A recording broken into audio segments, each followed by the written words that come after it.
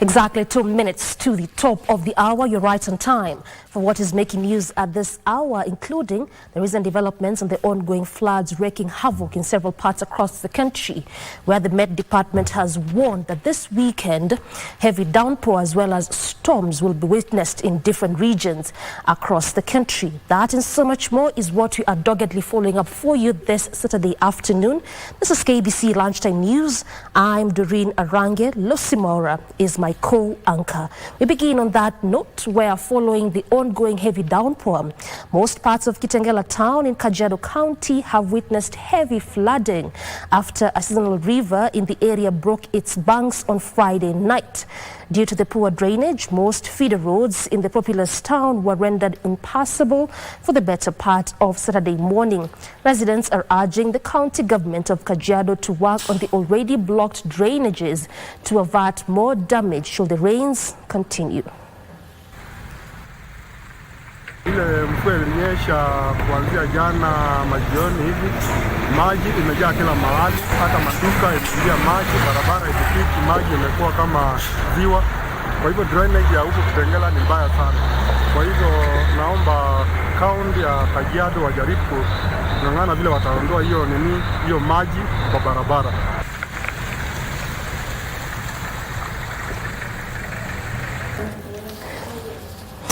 Some bit of politics now, and the United Democratic Alliance Secretary General Cleophas Malala has asked the Kenya Kwanza allied lawmakers to stay focused on processing legislations that will enable the government implement its development agenda. Malala said this would help counter what he claimed as plans by the opposition to frustrate the government's agenda through petitioning laws in court.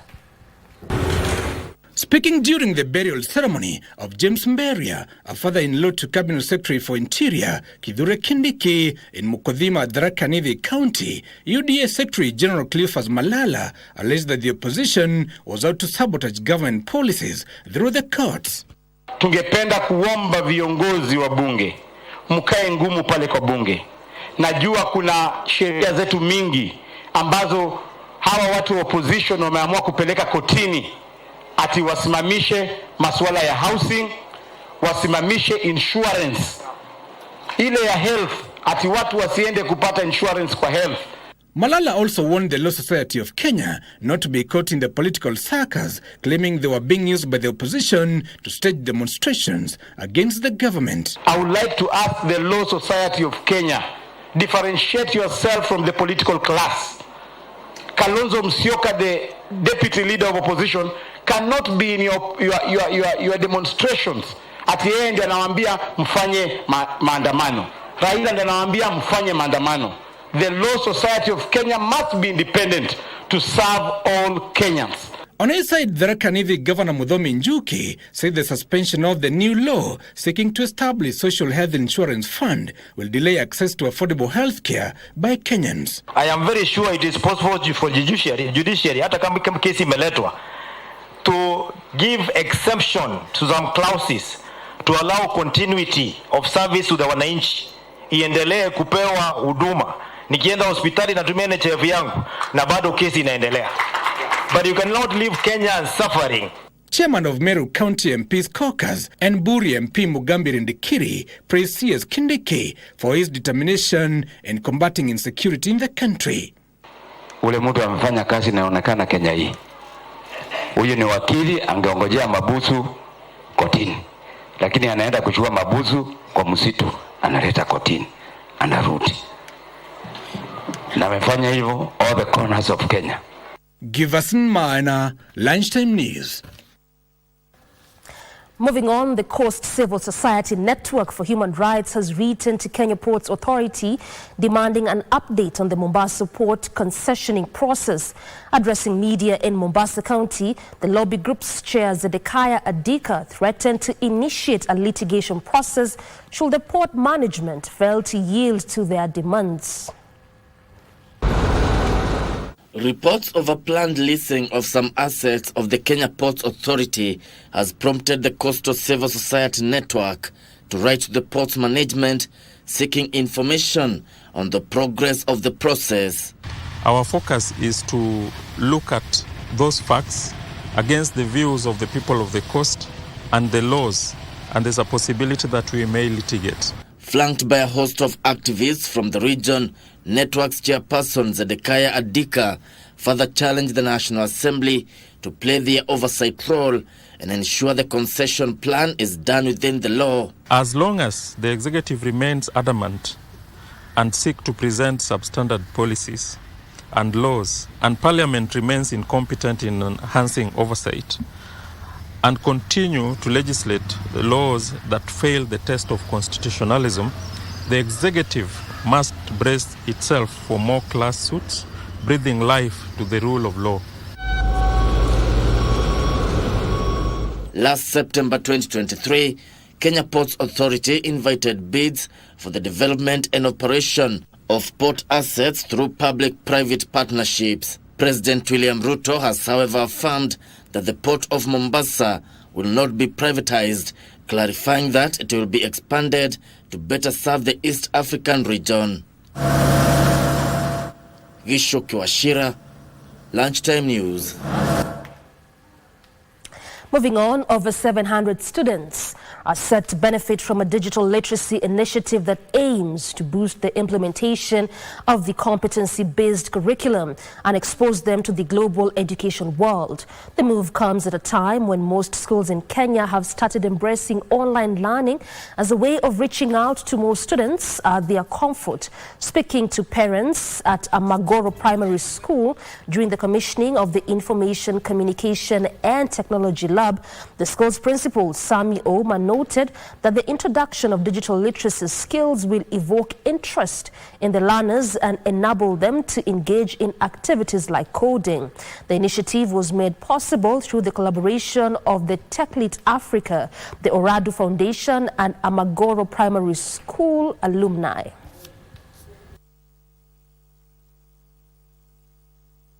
If you look at our performance before and our performance after the introduction of the computer lab where learners are able to engage for themselves, we were able to emerge as the best public school in our sub-county last year. And I believe this is because of the idea where learners are able to engage even when they're at home. They're able to use their parents' gadgets because of the idea that they learned at school, so they're able to do their own revision. We are majoring in different areas, not only packages, but we also do HTML, Python, Shell, and touch typing so that they can easily type and muscle memory. To some good news now, it's a sigh of relief for the residents of Suguta Marmar in Samburu County after the county government installed medical equipment that will help the patients that need surgery procedures in the area. The move is aimed at bringing medical services closer to the people. Apart from victims of banditry attacks which are rampant in the area, the center will also be of great help to pregnant mothers who previously sought the services from faraway hospitals.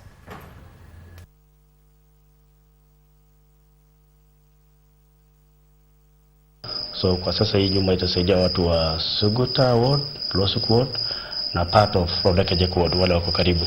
4 doctors, that is we had 2 surgeons, Dr. Nasir and Dr. Kidago. Then we were assisting, other doctors who were assisting. We had, I was there myself, Dr. Ofono and Dr. Padeti. So 5 doctors, sorry, not 4. Huwa kawaida wakina mama wanakuja kujifungua hapa, na kama kuna tatizo lolote wanapelekwa Marala. Kwa hivyo tumefungua hii theater ili tupeane huduma ambayo inaitwa Comprehensive Obstetric Emergency Care, ambaye cesarean sections inaweza fanywa hapa, na pia tunaweza kuweka kina mama pia wanaweza wekewa damu hapa. Tumeishi hapa Suguta, hatujaiona kitu kama theater imewahi kuja kwetu. Tulikuwa tunauza mifugo tupeleke wagonjwa Nairobi, tunapeleka Nakuru, lakini saa hizi tunaona maendeleo imefika kwetu. Some good news there for Samburu County residents as far as health matters is concerned there. Elsewhere, stakeholders in the sugar industry in Busia County are calling on factories to update the list of registered farmers to curb the wanton theft of cane in the region. Farmers say they are incurring losses running into millions because the sector has been infiltrated by thieves whose operations are being indirectly aided by the lack of scrutiny of suppliers of cane to local factories. The farmers, through their leaders, want the Agriculture and Food Authority to enact regulations that will deal with the perennial issues affecting the sugar industry in the county.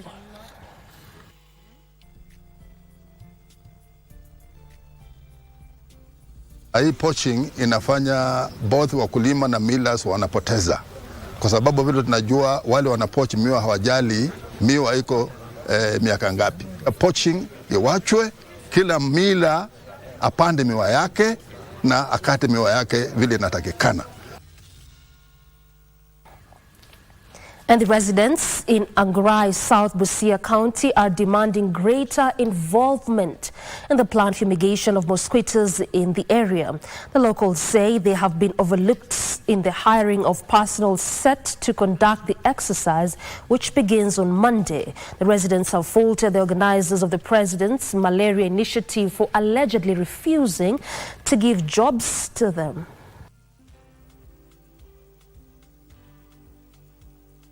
Na walisema wakituhakikishia kwamba wenye hiyo area ndio watatumika kufanya hiyo kazi ipasavyo. Lakini sasa kufikia sasa tunapata tumeletea watu tofauti. Personally nilikuwa nimeafikia, sioni kama kuna kitu kilikuwa inafanya nisi qualify kwa hiyo process ama hiyo program. Ya apply kazi. Hata mimi niliitwa hapo hospitali nikaambiwa kuna ABCD wewe ni mkazi wa hapa, apply. Nika-apply. But sasa tunashangaa, nimekaa hiyo muda yote sijaona message, sijaona any reaction. Hapa kwa wadi yangu, hata kuna mtu mmoja mwenye anaweza hata kusimamia store. Lazima tutoe mtu kutoka kule Kisumu. Hata kama ni interview, watu wangu pia wako na certificates. Hao bodaboda riders pia wamesoma.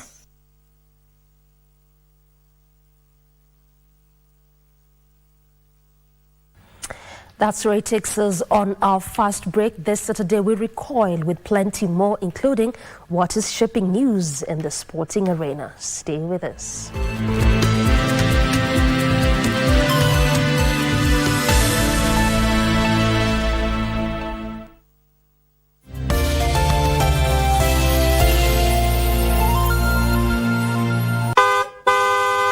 Usalama barabarani ni jukumu letu sote. Usiwaletee wanaokupenda majonzi bila sababu. Uwe dereva au uwe unatembea barabarani kwa miguu, fuata sheria zote za barabarani ili kujiepusha na ajali. Usalama barabarani unaanza na wewe. Ujumbe huu unaletwa kwako na Kenya National Highways Authority. Quality Highways, better connections.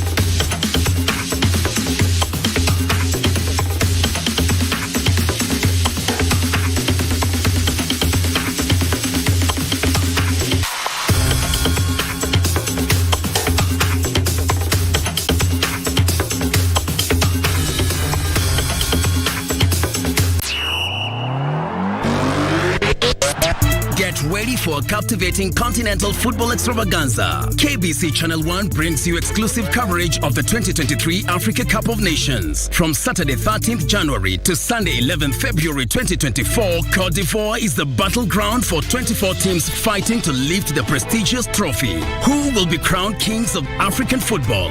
Watch all the action and revel only on KBC Channel 1, your true sports partner.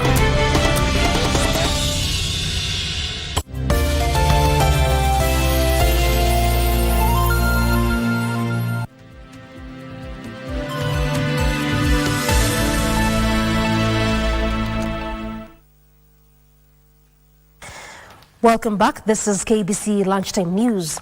And the Horticulture and Crops Directorate has confiscated 32 tons of avocados that was in the process of being illegally exported.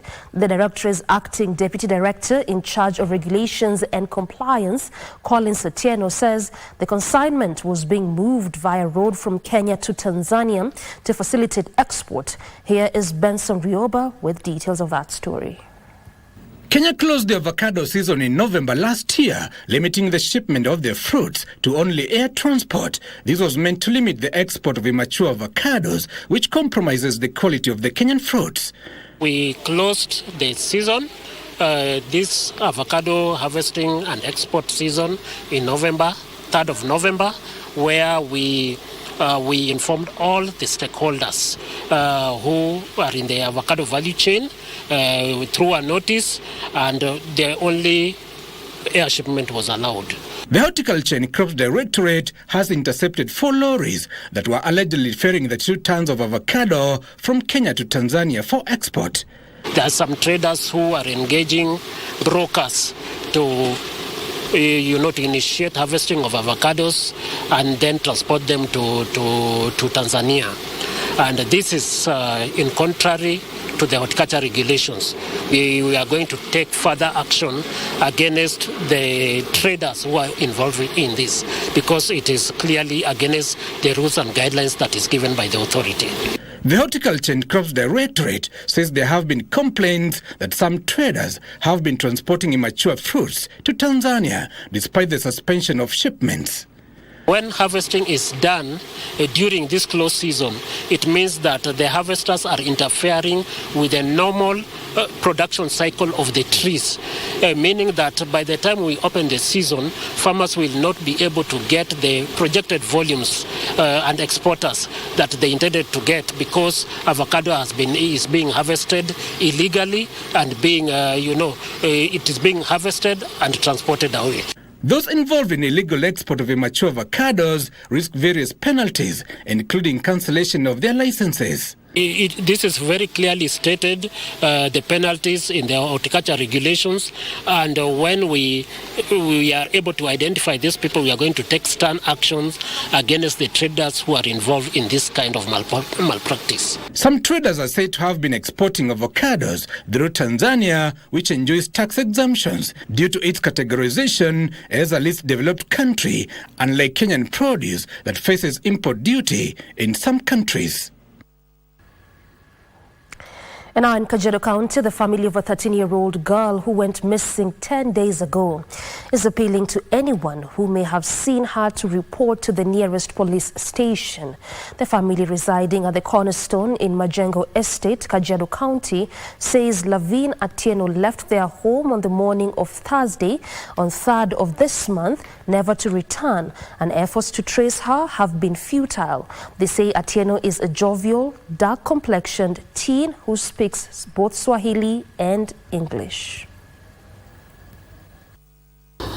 Hata kulala silali. Juu nafikiria mtoto wangu ako wapi.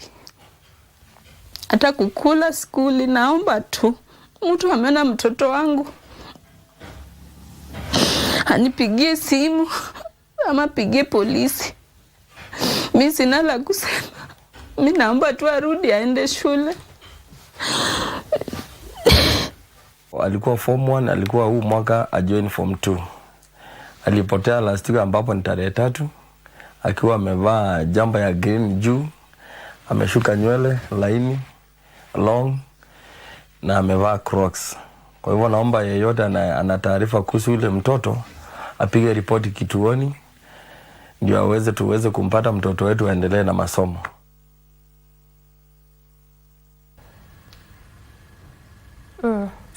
And a family in Ruiru, Kiambu County, is seeking assistance from well-wishers to help them raise 2.5 million Kenyan shillings for the treatment of their kin. Kayla Wanjiru, a 1.5-year-old girl, is set to undergo open-heart surgery in India after she was diagnosed with a complex congenital heart disease. Watch. According to her mother, Njoki Kang'ethe, trouble started in August last year when Wanjiru was admitted at Thika Level 5 with pneumonia, only for doctors to discover that something was amiss. After checkups, Njoki was advised by the medics to take her daughter to Kenyatta National Hospital to undergo an echocardiogram to help them diagnose the heart condition that was troubling her. After the scan, Wanjiru was found to be battling atrioseptal defects in the lower and upper chambers, a congenital heart defect that has been dragging her growth rate and inhibiting the proper passage of oxygen, thereby making her struggle to breathe. After kufanyiwa echocardiogram, akapatikana akona hiyo shida ya heart, akona shimo mbili na kuna vein hana, the vein yenye inapelekanga deoxygenated blood to the lungs ndio ikuwe oxygenated iende to the rest of the body, iyo hana. Wanjiru, who has been tiring easily, has fast breathing and experiencing frequent respiratory infections, cannot be treated locally owing to the unavailability of the required machinery.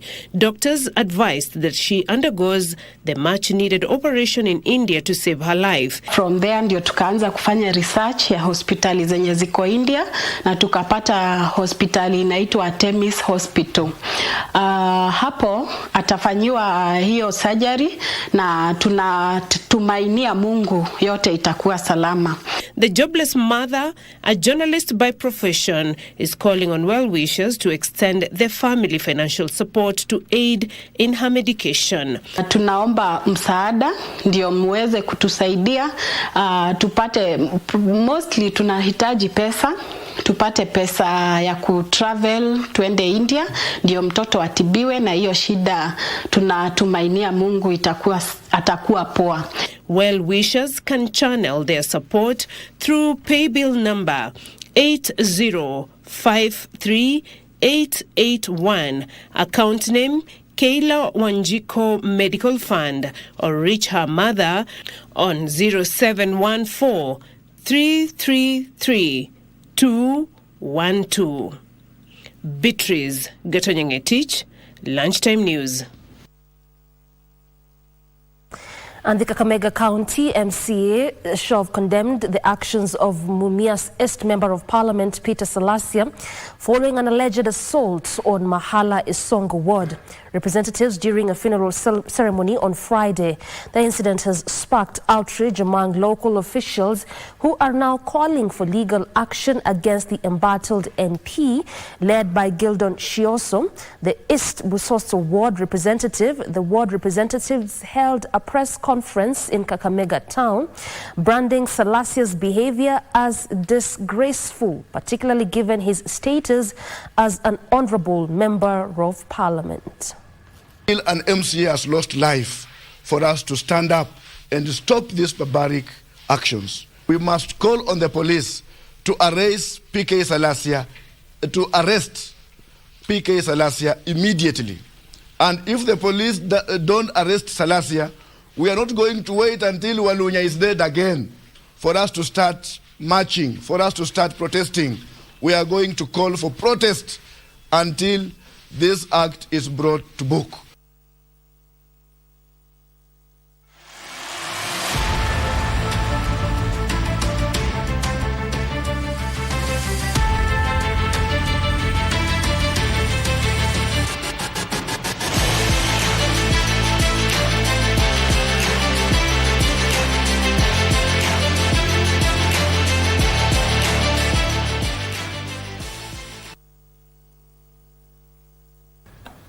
Turning the crack to some sporting action now, and Guinea-Bissau takes on hosts Ivory Coast in tonight's African Cup of Nations opener and are among a handful of participating teams still to win a game of the finals.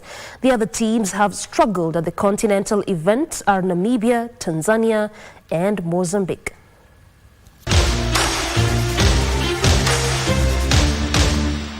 Guinea-Bissau have overcome their poor sporting infrastructure and lowly ranking by building a team almost exclusively from players in the diaspora in Europe. They have qualified for the last 4 successive Africa Cup of Nations finals. But while they pulled off a shock 1-1 draw with hosts Gabon in the opening match of the 2017 edition, they remain winless in a total of 9 games at the last 3 editions.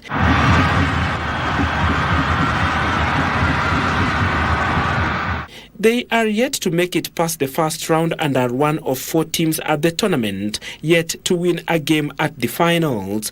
Equatorial Guinea, whose population of 1.6 million is smaller than Guinea-Bissau's 2 million, reached the quarterfinals of the last tournament in Cameroon, upsetting holders Algeria along the way. Mozambique have played at 4 previous tournaments, the last of which was in 2010. Their 12 previous matches in the finals have delivered 2 draws and 10 defeats and a total of 4 goals. Watched on by the players of Cameroon, dispossessed in the 26th minute. Just look at this, beautifully done by Chiuleza and then passed forward. Namibia are returning for a 4th tournament after previous appearances in 1998, 2008 and 2019, where they drew twice but lost the other 7 matches. It is the 3rd tournament for Tanzania, who have a solitary point from their 6 games at the finals. Tanzania still with the possibility of qualifying. All they had to do to make sure that they participated in the tournament in Ivory Coast was to avoid defeat. Easier said than done.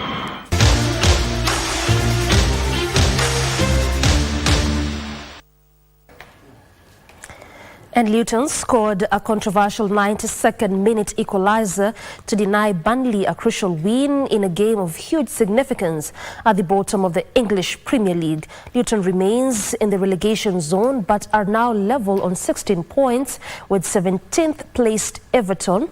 The result leaves Burnley, who have played 1 more game than the teams around them, in deep trouble.